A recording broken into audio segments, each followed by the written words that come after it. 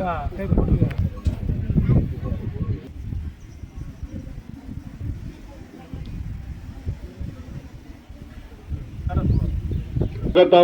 शुभ स्वागतम। वक्रतुंड महाकाय सूर्यकोटी समप्रभ निर्विघ्नं कुरु मे देव सर्व कार्येषु सर्वदा।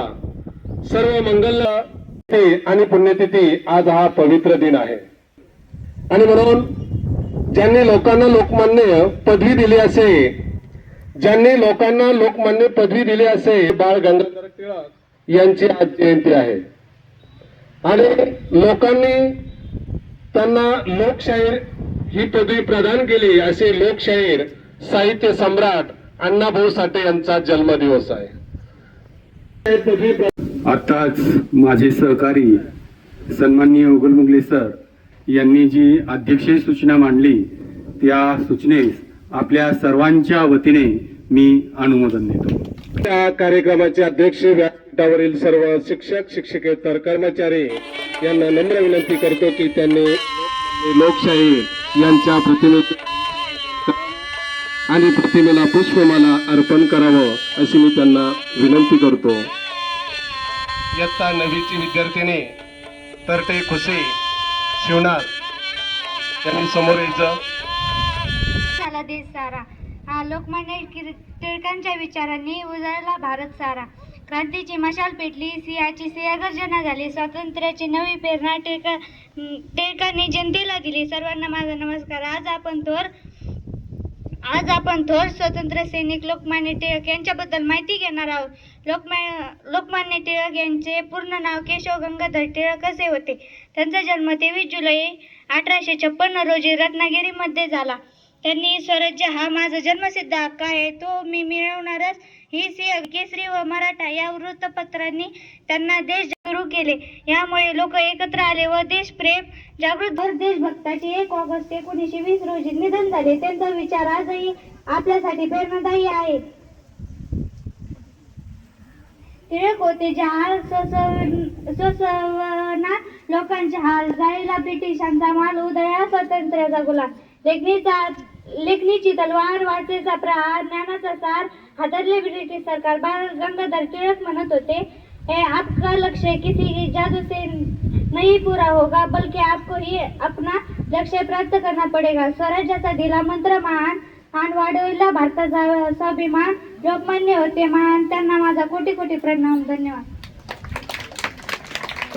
टिळकाबद्दल खूप सुंदर असं भाषण केलेलं आहे। यानंतर कोहळ प्रतीक्षा लो सर्वांना म्हणजे लोकमान्य टिळक। त्यांचा जन्म 23 जुलै 1856 रोजी रत्नागिरी जिल्ह्यातील चिखली येथे झाला। लोकमान्य टिळक हे कोण होते तर इंडियन टीचर, भारतीय असंतोषाचे जनक म्हणून ओळखले जाणारे भारताच्या राजकारणातील एक अलौकिक व्यक्तिमत्व। ते शिक्षक होतेच, परंतु गणित तज्ञ आणि भारतीय धर्मशास्त्र आणि तत्वज्ञान यांचे अभ्यासकार होते। विधिज्ञ अर्थात कायदे पंडित होते। केसरी मराठा ही वृत्तपत्र चालवणारे आणि इंग्रजी सरकारच्या आपल्या अग्रलेखांनी झोप उडवणारे प्रभावी संपादक होते। 1 ऑगस्ट 1920 रोजी त्यांचे निधन झाले। त्यांच्या कार्यामुळे भारताच्या स्वातंत्र्य लढ्याला मोठी प्रेरणा मिळाली। मंडालेच्या तुरुंगात माझ्या मित्रमैत्रिणींनो, आज मी आपल्या समोर भारताचे महान स्वातंत्र्य सैनिक, समाजसुधारक आणि राष्ट्रप्रेमाची ज्योत प्रज्वलित करणारे लोकमान्य बाळ गंगाधर टिळक यांच्या पुण्यतिथी निमित्त 2 शब्द बोलणार आहे। लोकमान्य टिळक यांचा जन्म 23 जुलै 1856 रोजी रत्नागिरी येथे झाला। त्यांनी शिक्षण, पत्रकारिता आणि समाज प्रबोधनाच्या माध्यमातून जनतेमध्ये स्वातंत्र्याची भावना जागृत केली। स्वराज्य हा माझा जन्मसिद्ध हक्क आहे आणि तो मी मिळवणारच हा त्यांचा प्रेरणा प्रत्येक भारतीयाला देशप्रेमाची प्रेरणा देतो। त्यांनी गणेशोत्सव आणि शिवजयंती उत्सव सार्वजनिक रूपात साजरे करून समाजात एकता, राष्ट्रभक्ती आणि जागृती निर्माण केली। त्यांनी केसरी आणि मराठा या वृत्तपत्रांद्वारे ब्रिटिश सत्तेविरुद्ध दृढपणे आवाज उठवला। 1 ऑगस्ट 1920 रोजी त्यांचे निधन झाले। त्यांचे संपूर्ण आयुष्य देशासाठी समर्पित होते। त्याग, परिश्रम, धैर्य आणि राष्ट्रसेवा हे त्यांचे जीवनमूल्य आजही आपल्यासाठी प्रेरणादायी आहे। धन्यवाद। आणि अक्षरांची ओळख। जन्म 1 ऑगस्ट 1920 रोजी वाटेगाव येथे झाला। अण्णाभाऊ साठे संघर्षात गेले. त्यांना शाळेत जाऊन रिसर्च शिक्षण घेण्याची संधी मिळाली नाही. ते केवळ 1.5 दिवस शाळेत गेले होते. जातीभेद आणि गरिबीमुळे त्यांना शाळा सोडावी लागली. वर्षात बसून त्यांनी अक्षरे गिरवली आणि वाचायला लिहायला शिकले. या प्रसंगाचे महत्त्व केवळ 1.5 दिवस शाळेत गेलेल्या या माणसाने स्वतःच्या जिद्दीवर अक्षरे साध्य केली. पुढे त्याच अक्षरे कडे जात असताना सुद्धा एक सुंदर अशी प्रेरणा घेण्यासाठी एक प्रेरणा दिन म्हणून सुद्धा म्हणजे लेखन प्रेरणा दिन म्हणून साजरा केला जातो. त्याबद्दल सर्वांनी जोरदार टाळ्या वाजवून त्यांचं स्वागत करावं. याबरोबर यांचा जन्म 1 ऑगस्ट 1920 रोजी सांगली जिल्ह्यातील वाटेगाव येथे झाला. त्यांच्या लेखणीतून सामान्य माणसाचे जीवन कष्टाने हे कामगारांचे दुःख जिवंत झाले. त्यांच्या फकीर ही कादंबरी मराठी साहित्यातील एक अमूल्य लोकमान्य टिळकांना अवघ्या महाराष्ट्राची मान झुकवली. आज 1 ऑगस्ट भारतीय स्वातंत्र्य लढ्याचे आद्य प्रणेते, असंतोषाचे जनक आणि कोट्यावधी भारताच्या हृदयावर अधिक राज्य गाजवणारे लोकमान्य टिळक यांचे आज मित्रांनो, लोकमान्य टिळक हे केवळ एक नेते नव्हते तर देश पारतंत्र्य आणि तो मी मिळवणारच हा केवळ एक नारा नव्हता, तर तो प्रत्येक भारतीयांच्या मनात स्वातंत्र्याची ठिणगी पेटवणारा जाता एवढं सांगेल. दगड झाले तर सह्याद्रीचा होईल, दगड झाले तर सह्याद्रीचा होईल, तर महाराष्ट्राची होईल, तलवार झाले तर भवानी मातेची होईल. पुन्हा मानवी जन्म मिळाला तर महामानव म्हणून लोकमान्य टिळकांचं मावळण. धन्यवाद. एवढंच अशी स्त्रियगर्जना करून इंग्रजांना हादरवून सोडणारे देशभक्त म्हणजे लोकमान्य टिळक. आज मी आपल्या समोर भारतीय स्वातंत्र्य लढ्यातील स्वातंत्र्य सेनानी, राजकारणी, लेखक लोकमान्य टिळक यांची यशगाथा सांगण्यासाठी उभी आहे. टिळक यांचा जन्म 23 जुलै 1856 रोजी रत्नागिरी जिल्ह्यातील चिखली या गावचे पूर्ण नाव बाळ केशव गंगाधर टिळक असे होते. त्यांच्या वडिलांचे नाव गंगाधर व आईचे नाव पार्वतीबाई असे होते. टिळक हे लहानपासूनच कुशाग्र बुद्धीचे होते. आत्मविश्वास आणि निर्भीडपणा हे त्यांचे गुण होते. 1877 मध्ये त्यांनी पुण्याच्या डेक्कन कॉलेजमधून पदवी मिळवली. म्हणून त्यांनी सार्वजनिक गणेशोत्सव व शिवजयंती उत्सव सुरू केले. इंग्रज सरकार विरुद्ध आवाज. मित्रमैत्रिणींनो, आज मी भारताच्या स्वातंत्र्य लढ्यातील महान नेते लोकमान्य बाळ गंगाधर टिळक यांच्याविषयी मनोगत व्यक्त करणार आहे. लोकमान्य टिळक यांचा जन्म 23 जुलै 1856 रोजी रत्नागिरी येथे झाला. ते विद्वान, शिक्षण, पत्रकार, समाज सुधारक आणि थोर राष्ट्रभक्त होते. त्यांनी शिक्षणाला राष्ट्रनिर्मितीचा पाया मांडला आणि न्यू इंग्लिश स्कूल तसेच डेक्कन एज्युकेशन सोसायटीच्या स्थापनेत महत्त्वाची भूमिका बजावली. जनतेमध्ये स्वातंत्र्याची जाणीव निर्माण करण्यासाठी त्यांनी भाषण केलेलं आहे. यानंतर गवारे गणेश संतोष इयत्ता 8वीचा विद्यार्थी समोर येऊ. तुम्हाला लोकमान्य टिळक या थोडीशी माहिती सांगणार आहे, ते तुम्ही शांतपणे ऐकून घ्या हीच माझी विनंती. विद्यार्थी मित्रांनो, आपण बरेच मालिक बघतो, नाटकाच्या माध्यमातून किंवा पुस्तक ग्रंथात वाचत असतो की जेव्हा अन्याय अत्याचार वाढत जातो तेव्हा त्याला दूर करण्यासाठी एक ना एक महामानव या पृथ्वीवर अवश्य जन्म घेतो. असाच एक क्रांती सूर्याचा जन्म महाराष्ट्राच्या रत्नागिरी जिल्ह्यात चिखली गावामध्ये बाळगंगाधरांच्या घरी जन्माला आले. लोकमान्य टिळक हे 78व्या वर्षी 10वी पास झाले व त्यांनी पुण्याचे. धन्यवाद. पुन्हा एकदा जोरदार टाळ्या वाजवा. यानंतर विद्यार्थ्यांना शेंगदाणे खाऊ नका असे सांगितले. शिक्षकांनी विचारले, सर्वांना स्वीकारणार नाही. म्हणून टिळकांच्या पुण्यतिथी निमित्त विनम्र अभिवादन करण्याची प्रेरणा देतो. धन्यवाद. अण्णाभाऊ साठे यांची जयंती, लोकमान्य बाळ गंगाधर टिळक यांची पुण्यतिथी आणि त्याचबरोबर आपल्या यशवंत परिवाराचे आधारस्तंभ, यशवंत मार्गदर्शक, त्या संस्थेचे अध्यक्ष माननीय आदरणीय ॲडव्होकेट अंकुशरावजी गर्जे साहेब यांच्या वाढदिवसानिमित्त आयोजित कार्यक्रमाचे सन्माननीय अध्यक्ष साहेब, त्याचबरोबर व्यासपीठावर उपस्थित असणारे माझे सर्व सहकारी, गणितामध्ये अतिशय हुशार व्यक्तिमत्व, लोकमान्य टिळक त्या कालावधीमध्ये शाळेमध्ये जाताना, कारण सर्व उदाहरणे ते मुखपाठ सोडवत असत. विद्यार्थी मित्रांनो, आपण जर त्यांचा विचार केला बुद्धिमत्तेचा, अतिशय प्रखर बुद्धिमत्ता त्यांची आपल्याला त्यांच्या जीवनामध्ये पाहायला, कार्य लोकमान्य टिळकांनी त्यांच्या जीवनामध्ये केले. बऱ्याचशा विद्यार्थ्यांनी सांगितलं लोकमान्य टिळकांनी गीता रहस्य नावाचा ग्रंथ मंडालेच्या तुरुंगामध्ये 1910 साली तो ग्रंथ त्यांनी लिहिला, 1915 साली तो ग्रंथ प्रकाशित झाला. विद्यार्थी मित्रांनो, गीता रहस्य म्हणजे काय सांगितलं लोकमान्य टिळकांनी? गीता रहस्य म्हणजे राष्ट्रभक्ती, राष्ट्रप्रेम, राष्ट्राबद्दलचा आदर, राष्ट्राबद्दलचा सन्मान त्या पुस्तकामधून लोकमान्य टिळकांनी व्यक्त केला.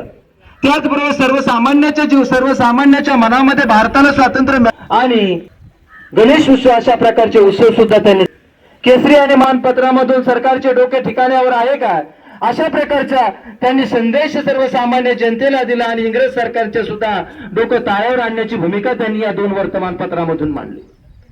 गीता रहस्यामध्ये महत्वाचा भाग तो की मनुष्याने कर्म केलं पाहिजे.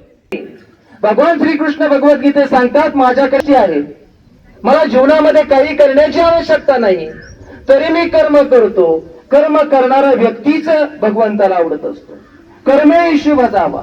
आपण जर फक्त देवपूजा करत राहिलो, वाऱ्या करत राहिलो, दिंडीत जात राहिलो आणि आपलं कर्म, आपला अभ्यास जर आपण प्रामाणिकपणे केला नाही तर भगवंत आपल्याला माफ करत नाही.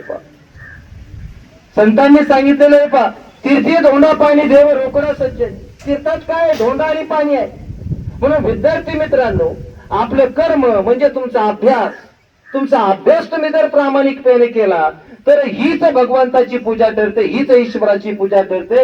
हेच तुमचं कर्म.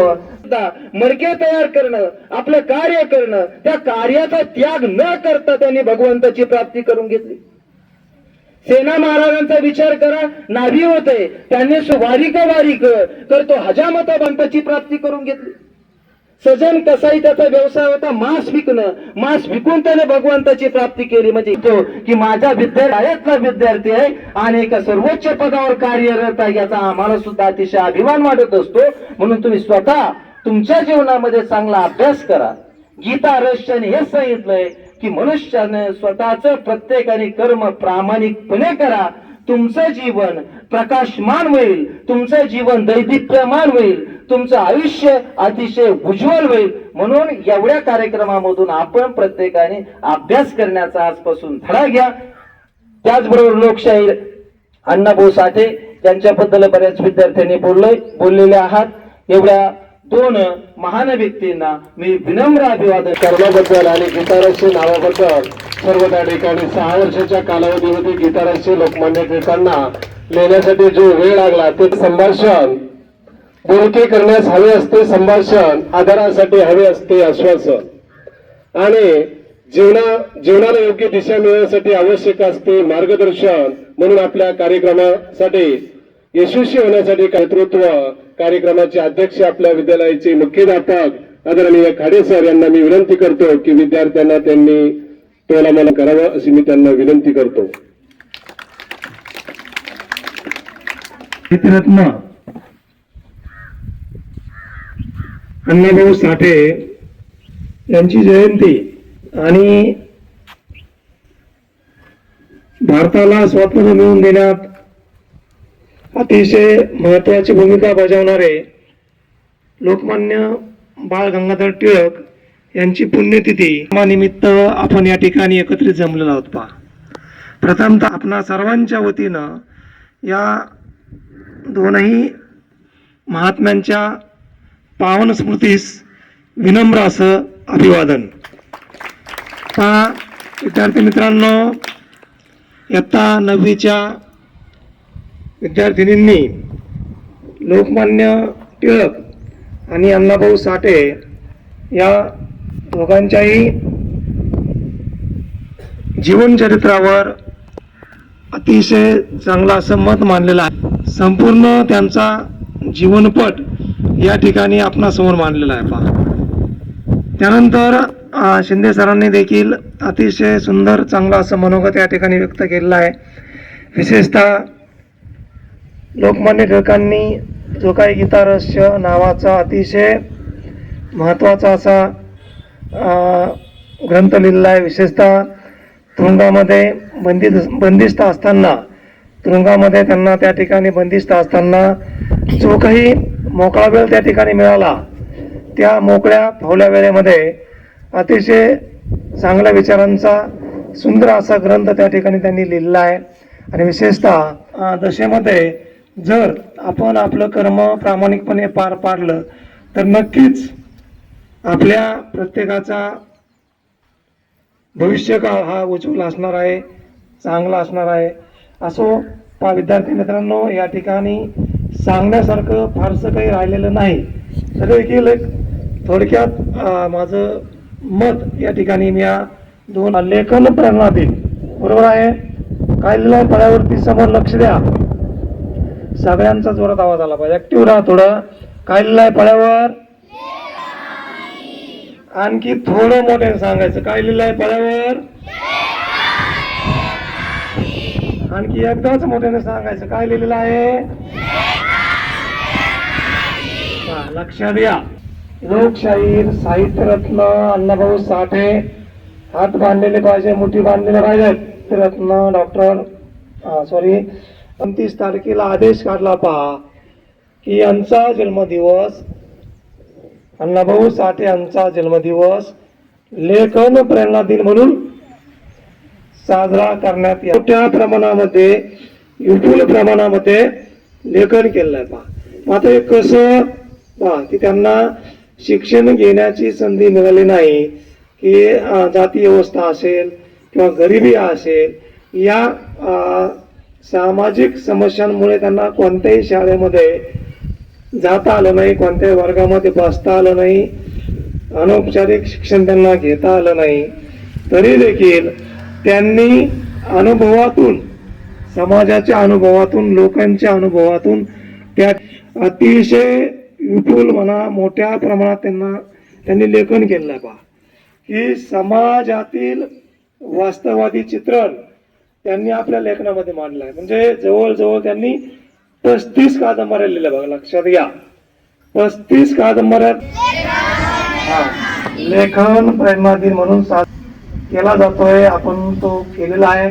असो दुसरे आपले महत्वाचे अतिशय झालवादी असे विचारवंत यशवंत ग्रामसेवा प्रतिष्ठान संस्था धुळे चांदगाव या संस्थेचे सचिव ॲडव्होकेट अंकुशरावजी गर्जे साहेब यांचा आज वाढदिवस आहे पहा की आपल्या यशवंत परिवाराचे ते आधारस्तंभ आहेत, दीपस्तंभ आहेत. त्यांच्या मार्गदर्शनाखाली आपल्या या परिवाराचा विकास या ठिकाणी अतिशय चांगल्या पद्धतीनं चाललेला आहे. साहेबांचं आपल्याला खूप मोठ्या प्रमाणात असं मार्गदर्शन आहे आणि म्हणून आपण सर्वांनी जोरदार टाळ्या वाजवून साहेबच्या मनपूर्वक मनापासून अशा शुभेच्छा या ठिकाणी द्यायच्या आहेत. आणखी महत्त्वाचं या ठिकाणी आपण साहेबांचा वाढदिवस वृक्षारोपण करून करणार आहोत पहा की आता आपण त्या ठिकाणी जाऊन त्या वृक्षांचं रोपण करणार आहोत, झाडांचं त्या ठिकाणी आपण लागवड करणार आहोत. साहेबांचं त्या ठिकाणी वाढदिवस टाळ्यांचा आवाज येत नाही, जोरदार टाळ्या असे 3 मिनिटांमध्ये आपण वृक्षारोपणाचा कार्यक्रम घेणार आहोत. नंतर आपला कार्यक्रम संपेल पहा. समाजचे अध्यक्ष, आपल्या शाळेचे कर्तव्यदक्ष मुख्याध्यापक, समोर बसलेले बाळगोपाळ, कोणत्या अपेक्षेने तुम्ही वाट, माझा रशियाचा प्रवास ही जी कादंबरी होती, ही कादंबरी आणायचा कधी तो गावा शेळक्या पाठीला